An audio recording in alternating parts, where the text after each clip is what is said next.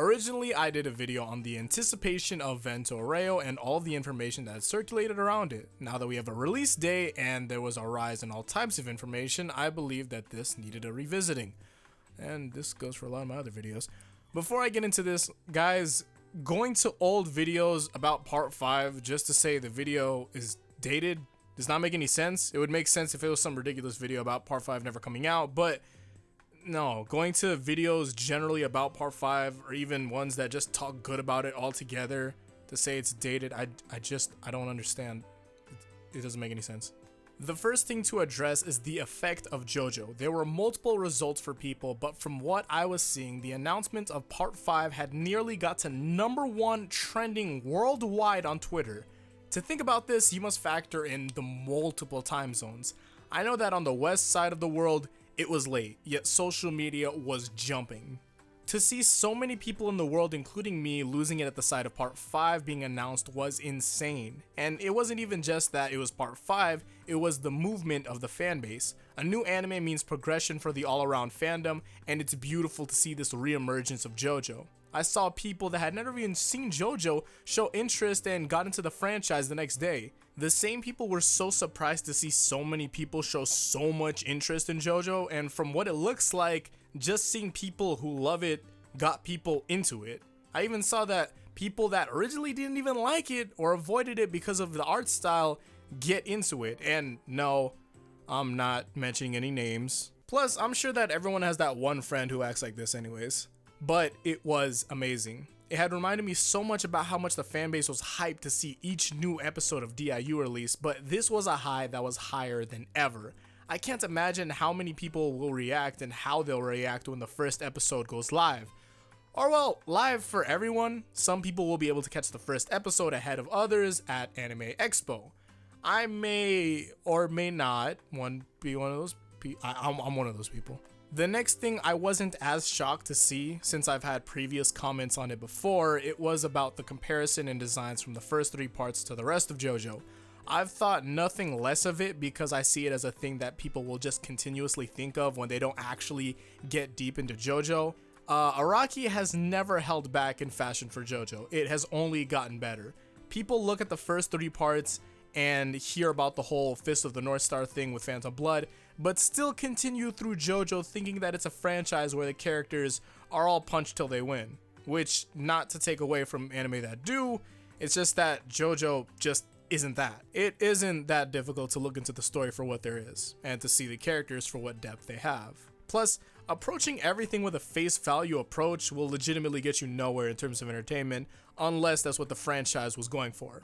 On part 5 specifically, I've always loved the designs. Now, some may feel odd towards Pink Giorno even when this has already been a thing, and whether or not this is art for part 5 or the actual depiction of what the colors are going to be, it really doesn't matter to me. No one should be losing their sleep over whether or not Giorno is pink. That sounds ridiculous. Personally, I don't think that he will be pink, since I just think that this is art for the release of part 5, and with the part 5 game, we had already seen Blue Giorno, so I think we're being pointed in the direction of blue and red than actually pink. And even if he isn't blue and red, I'm totally fine with it. Jotaro wasn't blue and pink in Stardust Crusaders, and Jonathan didn't have his brown hair in Phantom Blood.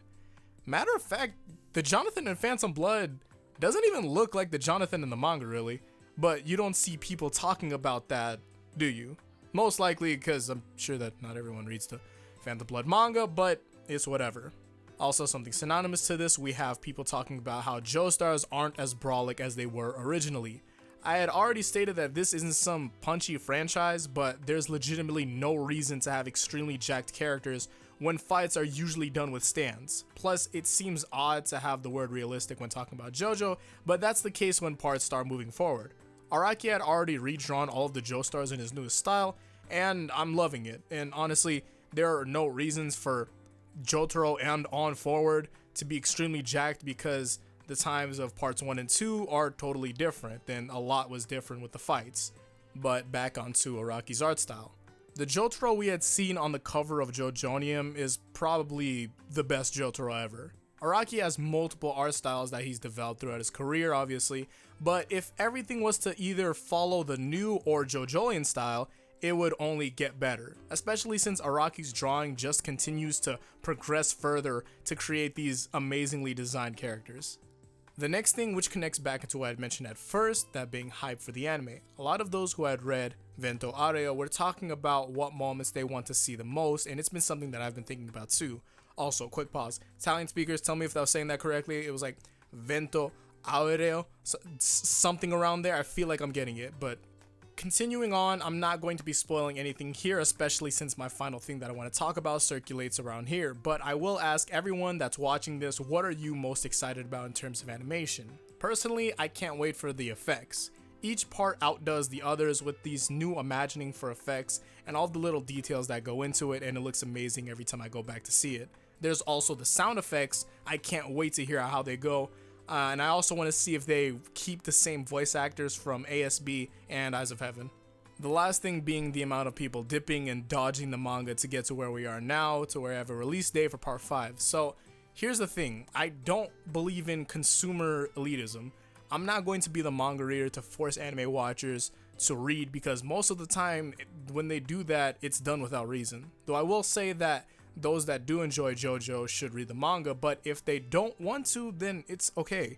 What I love about the manga, and manga in general, is best described by Araki. Manga and novels are the closest form of connection between the author, story, and reader.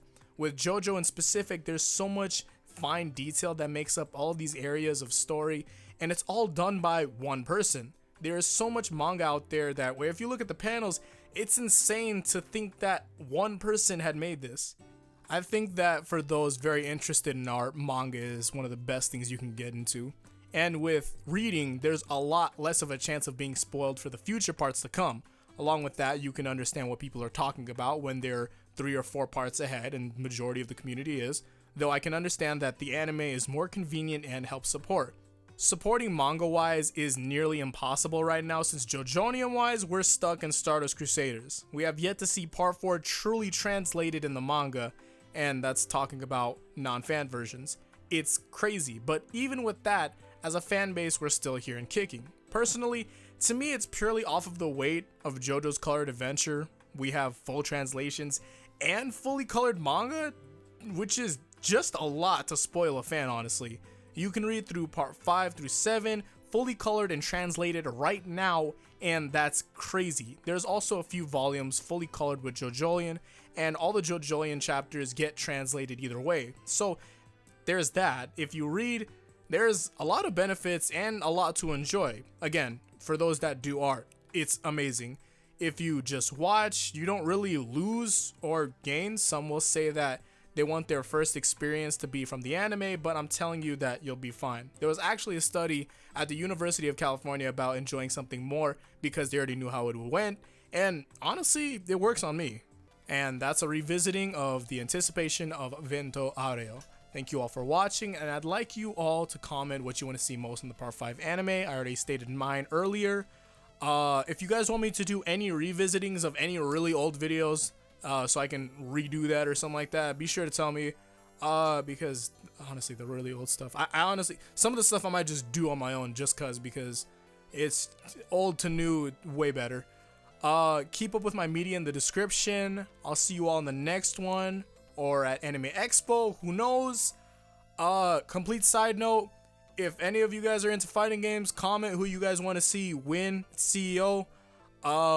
Just complete throwing that out there. I'll see you all in the next one. So until then, peace out and Godspeed.